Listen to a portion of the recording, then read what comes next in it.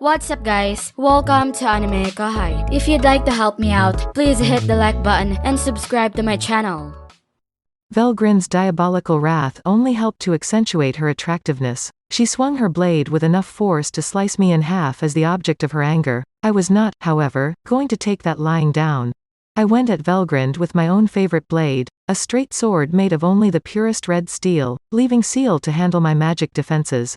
She hadn't been hiding her azure dragon blade, which was more of a broadsword, but had just manufactured it using create material. Its grade was god class, but mine was too. It seemed to be improving for its new true dragon owner. The weapon Velgrynd used posed a danger, but I was still far superior. In actuality, Velgrynd's azure sword broke with a shrill teeing. I was taken aback, but it had to be far worse for her. What did you do there? After taking a safe distance away, she questioned. I didn't intend to do anything. All I tried to do was deflect her blows. With that query, she was definitely barking up the wrong tree. That is how each weapon performs differently. While Velgrynd's straight sword is a cheap replica made from a collection of magicules, my master's is a work of art created with the heart and soul of Kurobe. It is god class because there are so many magicules used, yet it is really just a dull cudgel of a blade. That's how it is, huh? I expected some pretty significant disparities between weapons evaluated at the same level, but I wasn't prepared for this much variation in the god class. I believe using the same weapon consistently and genuinely establishing a relationship pays off in the end. That's a pretty valuable lesson to take away. After all, create material was used to create my current attire as well. It doesn't imply I should demand the world of it just because it's rated god class. Well, I recently learned that sometimes, even among the same weapon class, the differences can be as great as night and day. The one you just made turned out to be no match for mine. Even though I didn't think that would be enough to convince her to give up, I informed her. Velgrynd, who was no fool, appeared to come to the conclusion that I wasn't lying. Yet, it's possible that she wasn't ready to accept it at that point as she kept creating azure swords out of thin air to slash at me with. She didn't seem ready to accept reality until all of them were destroyed. She immediately began her next attempt, her rage boiling over. She would then have to rely on her own body if materialized weaponry proved to be ineffective. She took a stance like a kung fu expert, claws extending from her fists. When I realized this, I stowed my weapon. Why are you doing that? Of course, I was experimenting. I gave up using my sword because I wanted to gauge my improvement. I'm engaging you unarmed. If I used a weapon, that would just be bullying the helpless. Goading your opponent is the key to winning a fight like this. That alone would be enough to guarantee my win if it caused her to lose her composure. Don't look down on me. And it succeeded. The ease with which Velgrynd fell into my trap was almost amusing. Now all I needed to do was play this like a game of chess and avoid making any obvious mistakes. The speed of Velgrynd's claw attacks made it difficult to follow them with your eyes, but my perception was quite quick. I've been getting better at mind accelerate ever since I gave Raphael the name Seal. When compared to reality, it used to be 1,000,000 times faster, but by now it was several 100,000,000 times faster. Even the motion of rays traveling at the speed of light was visible to me. Even though I couldn't move at that pace, I was still able to evade this attack. This speed increase also applied to casting magic. The pace at which spatial transport now operates is approximately 1,000 times faster than it was previously. As long as the attack is some distance away, I can flee it with a swift teleport.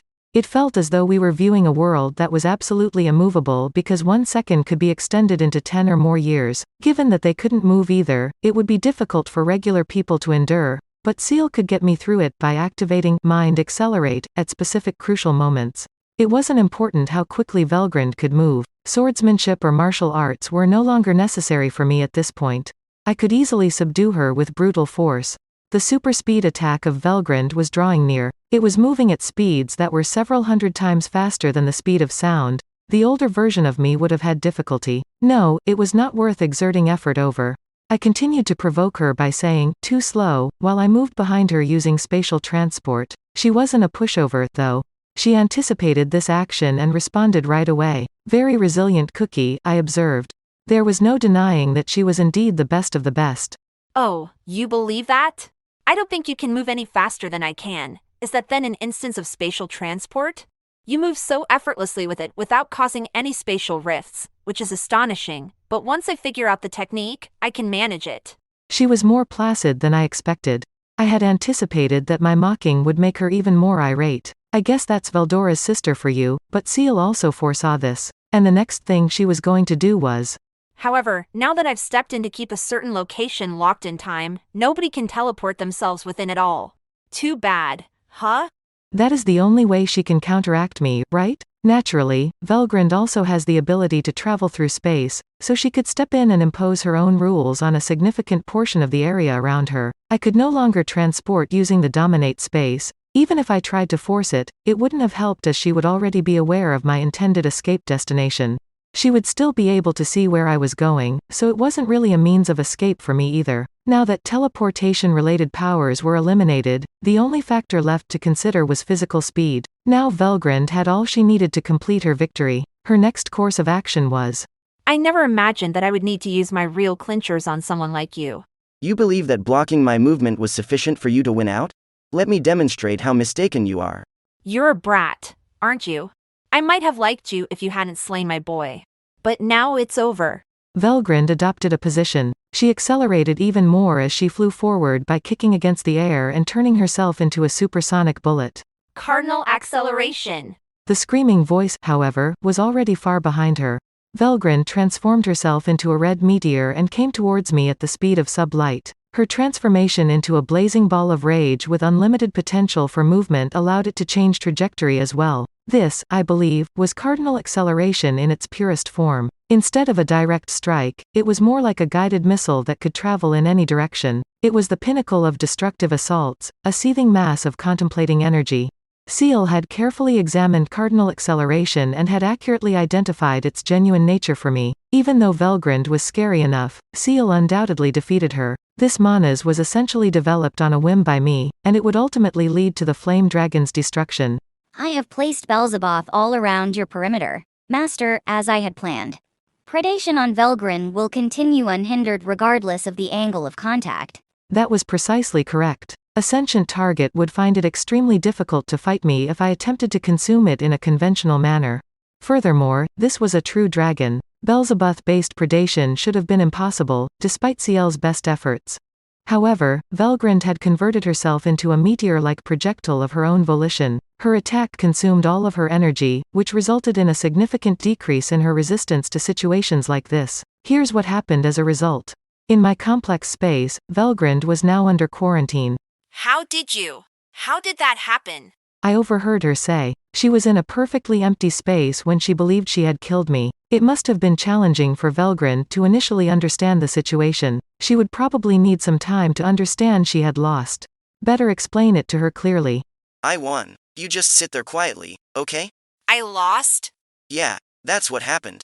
You were unable to leave my complex space, thus I doubt that your parallel existence can interact with you in any way to exchange energy.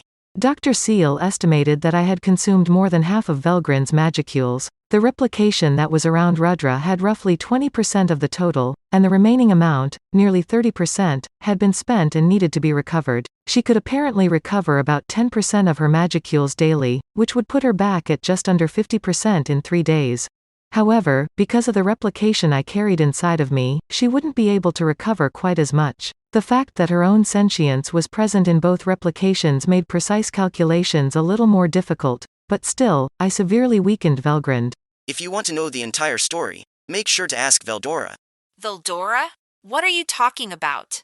I believe it would be more expedient to hear about this directly from the source. Velgrynd was perplexed. It is me, my sister. I'm hoping all is okay with you.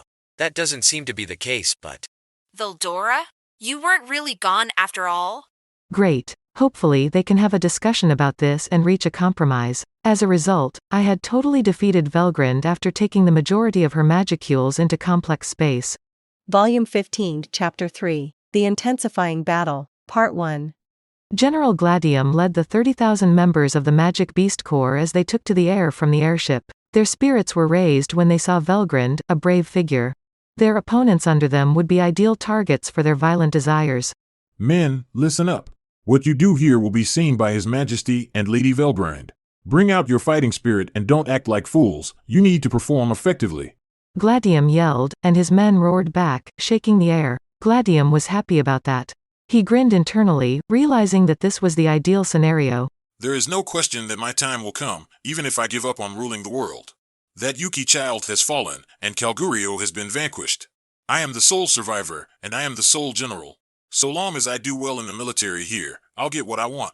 The Western nations weren't really an enemy in Gladium's eyes. Even though Hinata Sakaguchi appeared to be a powerful foe, Gladium merely saw her as a dimwit who was unable to defeat a new demon lord. Gladium was a self-assured, aggressive combatant.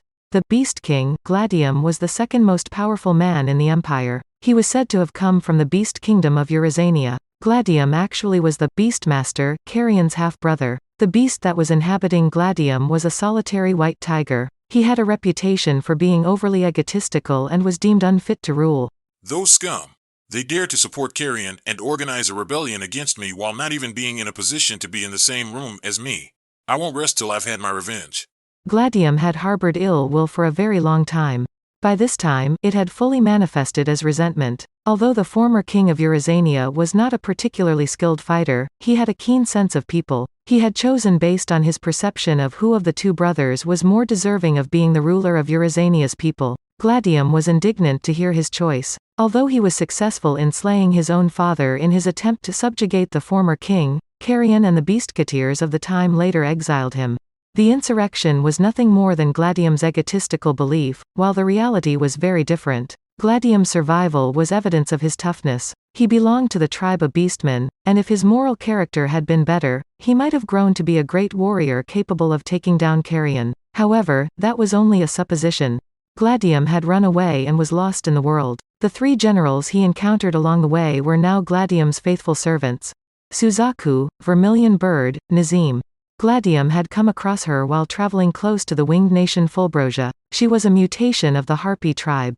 There were 3 sets of her wings, which were gray with purple markings. She was unable to reproduce, but she had exceptional fighting prowess in exchange. She was similar to Frey in looks, and Gladium liked her enough to include her in his gang. New episode alert. In Solo Leveling Episode 17, Sung Il-wan reveals a dire warning about an imminent catastrophe. This changes everything. Don't miss it. Watch now. That's it for this video, guys. Thank you for always watching my videos and supporting my channel. Shout out to the new members of AnimeKouhai supporters: Bismarck Munoz, Arian Brooker, Jerry Sladek, Kamal Luke, Izat, Mr. Santo, Akshay Devat, Alfonso Smith, M. Wei Jun. Thank you so much for helping out. I'll see you guys in the next video.